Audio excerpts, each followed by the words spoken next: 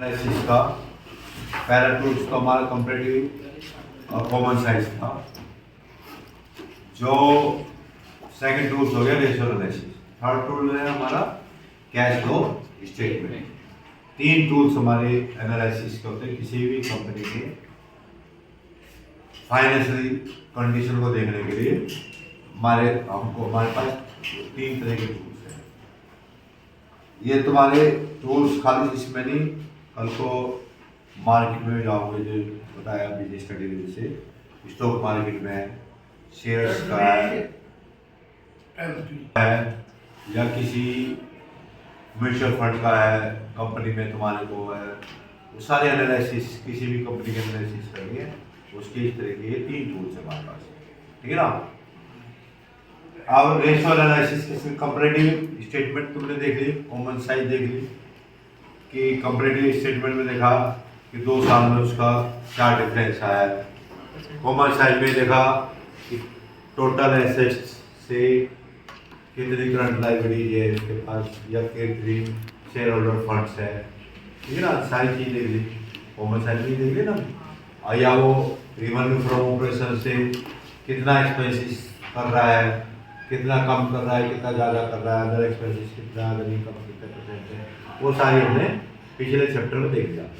अब दूसरे टूल्स में हमारे पास ये देखना उसकी एनालिसिस करना है कि रेशो के अंदर हमारे पास 4 तरह की रेशो है।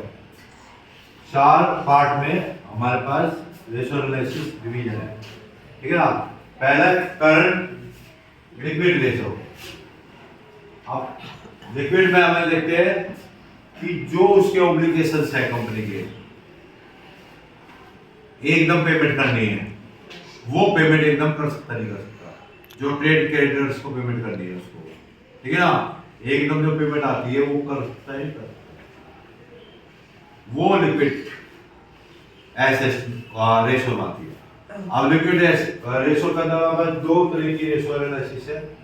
पहले करंट रेशो, फिर लिक्विड रेशो। करंट रेशो हमारे लिखते हैं कि करंट एसेट्स। करंट एसेट्स कौन कौन सी होती है हमारे पास? इन्वेंटरी, भाई अभी तक हम कहते थे स्टॉक, स्टॉक का नाम अभी इन्वेंटरी हो गया, ठीक है ना। और इस तरह की सारी एसेट्स करंट, डेटर्स थे, ट्रेड्स रिसीवेबल जिसका नाम हो गया, बिल्स रिसीवेबल, ट्रेड्स रिसीवेबल उसमें आ गया, ठीक है ना। ऐसे जो है हमारे पास आउटस्टैंडिंग एसेट्स जो भी वो सारी हमारे करंट एसेट्स में आती है, ठीक है ना। अदर करंट एसेट्स जितनी भी है सारी करंट एसेट्स में हमें वो देखनी है जो भी प्रीपेड हमें एक्सपेंस पर रखे उस करंट एसेट्स में आते हैं, वो सारी करंट एसेट्स और करंट लायबिलिटीज, ठीक है ना। आउटस्टैंडिंग लायबिलिटीज, ट्रेड्स पेबल्स, ठीक है ना, बिल्स पेबल्स, ट्रेड पेबल्स में मर्ज हो जाओ, ठीक है ना।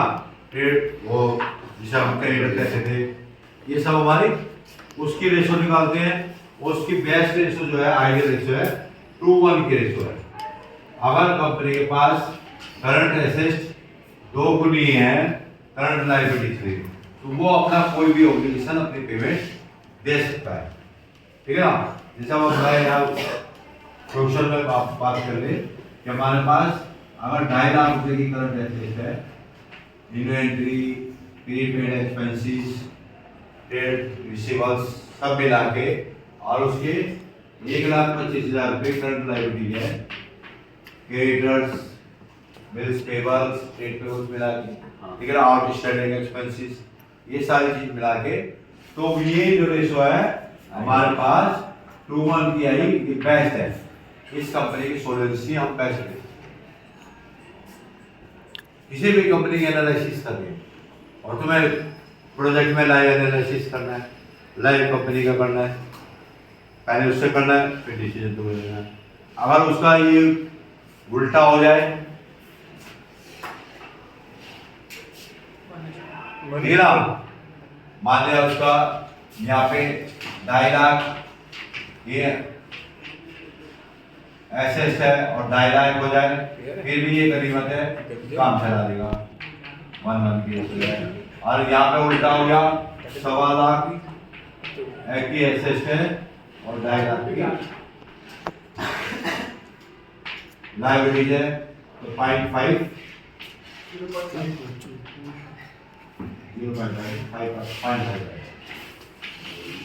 ठीक है ना। तो ये कंपनी में हम कहते हैं कि इसकी कंडीशन अच्छी नहीं है, इसमें हम इन्वेस्टमेंट भी नहीं करेंगे, कंपनी को लोन भी नहीं मिलेगा। बैंक वाले भी उसके फाइनेंशियल स्टेटमेंट देखते हैं, इनकम टैक्स वाले भी फाइनेंशियल स्टेटमेंट देखते हैं, देखते तो अच्छी वो नहीं है, अच्छी कंडीशन की कंपनी नहीं है। ये एनालिसिस करने से हो गया। अब हमारे ऊपर करंट की पेमेंट करनी है, वो लिक्विड एसेट आगे क्विक एकदम, ठीक है ना। करंट एसेट समझ आ गई? आ गई? किसी को नहीं आई तो बता दो, जो फार्मूला किताब में भी दिया हुआ है वो भी बताया था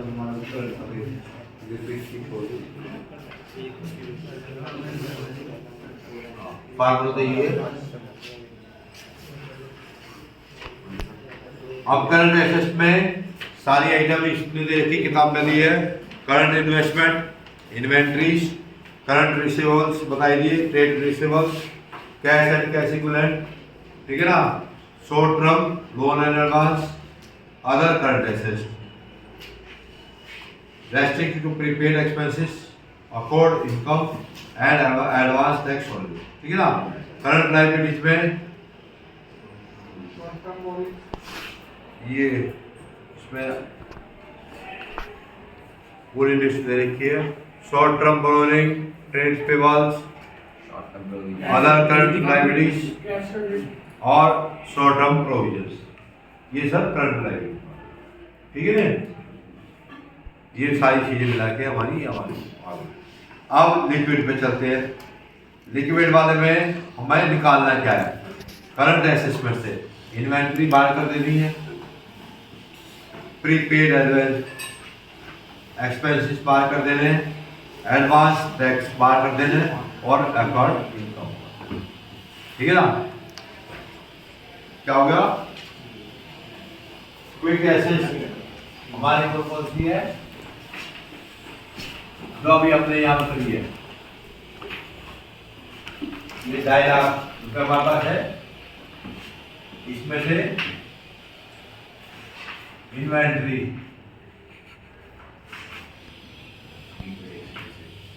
ये बात कर दी,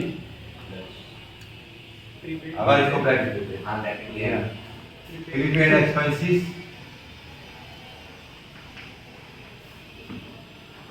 ये बात कर दी, ठीक है ना, और एडवांस टैक्स और अकॉर्ड इनकम ये भी कह रहा है, ये सारे में लिखा लेता। एडवांस टैक्स प्लस जो इनकम वाले अकॉर्ड करते हैं नहीं है, ये हमारे क्यों कैसे मान लें ये सब चीज मिला के हमारे पास 1.25 लाख की अमाउंट हो जाती है।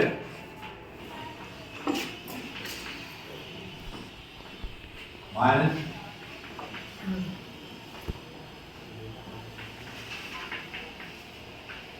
क्विक एसेट हमारी क्या हो गई, ये बच्चा घायल हो गया। 125 करंट लायबिलिटी सेम है, उसमें कोई चेंज नहीं रहेगा, 1 मंथ की ये आइडियल है। और इसकी अगर ये 1.25 लाख में से 1.25 लाख चला गया तो कंपनी हो गई ना बर्बाद, कैसे एकदम पेमेंट देगी। जैसे तुमने उदाहरण देखा कि स्टेट बैंक ऑफ इंडिया और आईसीआई बैंक का जब 10,000 करोड़ का घाटा हुआ हर्षद मेहता के समय में, कि दोनों बैंकों को 10,000 करोड़ का घाटा हुआ था और स्टेट बैंक में तो इतनी लाने लगी कि लोगों का विश्वास था भाई गवर्नमेंट का बैंक है, गवर्नमेंट में भेज देगी। लेकिन आईसीआई बैंक एक प्राइवेट बैंक था, तो हमारे जैसे भी लाइन लगा के अपने पेमेंट लेने के लिए लाइन लगानी शुरू कर दी। पहले एटीएम से खाली करा, फिर उसके बाद उनकी ब्रांच हो जाएगी, लेकिन बैंक ने अपनी वो ऑब्लिगेशन, क्योंकि उसकी स्थिति जो थी ये वाली नहीं थी, उसकी स्थिति ये वाली थी, तो उसकी जो लिक्विड थी, लिक्विड रेशो जो थी वो बिल्कुल सॉलिड थी। उसने 10,000 करोड़ रुपए सबको दे दी, 10-20 हजार करोड़ जितने भी उसको जो पड़ी दे दी। आज उस साल से आज तक भी ऐसे बैंक, मतलब हमारे भारत के अंदर दो ही बैंक, दो लीडिंग बैंक कर रहे, गवर्नमेंट बैंक SBI लीडिंग है और प्राइवेट में ICICI लीडिंग है। तो कंपनी का हम वो एनालिसिस यहाँ करते हैं। इन दोनों बात क्लियर हो गई? कोई समझ में नहीं आया तो पूछ लो, कोई पूछ रहा है? ठीक है।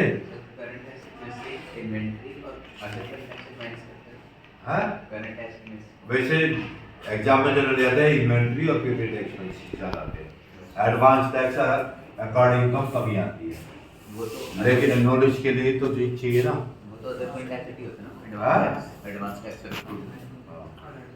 एडवांस टैक्स पे हो गया अदर करें तो पूरा अदर करें माइनस सारे अदर नहीं, केवल यही बस ये हाँ। डिविडेंड जो मतलब अदर करंट में क्या क्या चीज आ रही होगी, जैसे डिविडेंड रिसीव होता है खड़ा हाँ, तो जैसे डिविडेंड रिसीव होता है तो वो भी माइनस है। जो रिसीव हो गया वो नहीं थोड़ा होना है। अभी होना है, अकॉर्ड है ना, अकॉर्ड, ठीक है ना, अकॉर्ड वाली जो भी अभी नहीं हुआ हमारे को, हमें लिक्विड पोजीशन देखनी है उसकी, कि अभी जो है एकदम हाथ में पैसा कितना है, कि हम आज हाथ में पैसा है, डेटर से पैसे ले सकते हैं, तो डेट रिसीवेबल से स्टॉक एकदम नहीं बेच सकते। स्टॉक को क्यों निकाला? इन्वेंट्रीज को माइनस करने का कारण क्या है? इन्वेंट्री, अब कोरोना काल आ गया, पेमेंट देनी है, 4 साल से लोगों की इन्वेंट्री ऐसी कैसी पड़ी है, कब पड़ी नहीं पड़ी। मैं 2019 2020 से 2030 आ गया, तुम भी गांधीनगर मार्केट में रहते हो, इन्वेंट्री साइड डम पड़ी है ना, आज तक निकली नहीं, सेल भी लगा दी, सब कुछ लगा दी, बड़ी नहीं लोगे, तो इन्वेंट्री को इसलिए तो माइनस करा है। मैन पर्पज तो ये है, जो प्रीपेड एक्सपेंसेस है, जो हमने एडवांस टैक्स दे दिया, वो हमारे वापस तो नहीं आ जाएगा भी। जैसे मैंने उदाहरण दिया 2006 से इनकम टैक्स ने आज तक रिफंड नहीं करा, अब तो सिस्टम ताज़ा हो गया, अच्छा हो गया कि जो है वो पेमेंट आराम से रिफंड हो जाती है, महीने 2 महीने में आ जाती है, वो हो गया। जैसे एडवांस टैक्स हो गया इसे, अब हमें हमने इनकम कमानी है, लेकिन वो जो है इनकम तेरे पास है और तू लेके भाग गया, कितने जने 250 करोड़ रुपए गांधीनगर मार्केट में लेके भाग गए। हम तो पैसा कोई दे सकते ना, जो हमारे पास है, या डेटर से लेके भाई जो सॉलिड डेटर है, तो ये क्विक रेशो का सीधा क्लियर। अब ये हमारी लिक्विडिटी को बताती है, लिक्विडिटी सोलवेंसी अब ये बताती है हमारी कि कितनी सोलवेंसी है कंपनी के अंदर कि वो अपने ऑब्लिगेशन पूरा कर सकते हैं। जैसे अभी बिजनेस स्टडी में हमने बताया डेब्ट एंड इक्विटी। डेब्ट हो गए हमारे साइड डिवेंचर हो, लॉन्ग टर्म बारोइंग हो, लॉन्ग टर्म लोन्स हो, ये सारे डेब्ट हो गए ना। ये डेब्ट डेटर नहीं है। बहुत से बच्चे क्या करते हैं पेपर में डेब्ट देखा हुआ तो डेटर से लिखा सोच लेते हैं, डेटर नहीं है, डिवेंचर लॉन्ग टर्म बारोइंग सारी, ठीक है ना। हाँ, और ये इक्विटी है, share holder fund, reserve surplus, ठीक है ना। जो हमारा जो भी कैपिटल का पार्ट है वो, ठीक है ना। जो पार्टनरशिप में तुम क्या करते हो, पार्टनरशिप में करते हो ना, जब कंपनी रिकंस्ट्रक्शन होती है तो उन्हें बांट के देते हो पार्टनर्स को, वो सारी चीज मैंने क्या बताई थी, किसकी बेस्ट रेशो बताई थी इसके अंदर, जिसने डेब्ट 10 लाख का लिया था, 15 लाख का लिया था और इक्विटी 7.5। इस तरह मतलब जिसकी 2:1 की रेशो है वो बैंक है, ठीक है ना, कि वो ये ऑब्लिगेशन पूरा कर सकता है। अब जैसे वो परवीन बता रहा था उसकी तो यहाँ पे इक्विटी कुछ नहीं थी, वो बढ़िया नहीं है, खाली टैक्स से नहीं पॉसिबल ही नहीं है। पॉसिबल ही नहीं है मेरी तो, फिर भी जो है कम है तो वो डेट इक्विटी क्लियर हो गया। अभी आज के लिए इतना ही है, बाकी एक्टिविटी रेशो है, थोड़ा उसको समझा देंगे कि एक्टिविटी इस तरह मतलब सोल्वेंसी में और सर डेट निकालने के फॉर्मूले समझाते हैं एक बार। हाँ अभी बता देंगे, ठीक है ना। पहले एक्टिविटी रेशो है कि कितने समय में हमारे जो ट्रेडर्स है, कितने समय में हमारा इन्वेंट्री है, ट्रेड रिसीवेबल्स है, वो हमारे कितने समय रोटेट होते हैं, ठीक है, कितने समय पेमेंट देते हैं, कितनी बार हम उसको स्टॉक टर्नओवर रेशो बोलते थे पहले, इन्वेंट्री टर्नओवर रेशो, उसको टर्नओवर कर सकते हैं। एक स्टॉक को साल में 4 बार, 5 बार, 3 बार, 6 बार, कितनी बार रोटेट कर सकते हैं, ठीक है ना। ऐसे हमारे फिर प्रॉफिटेबिलिटी रेशो है कि हमने अर्निंग पर शेयर कितना करा है, प्रॉफिट बिफोर टैक्स कितना कमाया है, प्रॉफिट आफ्टर टैक्स कितना कमाया है, ठीक है ना, ठीक है ना। ये सारे प्रॉफिटेबिलिटी रेशो है। ये 4 डिवीजन में हमारे एनालिसिस है और इसको ROI कितनी हुई है, रिटर्न ऑन इन्वेस्टमेंट कितनी है, सब प्रॉफिटेबिलिटी रेशो है। तो इस डिवीजन में हमारी रेशो एनालिसिस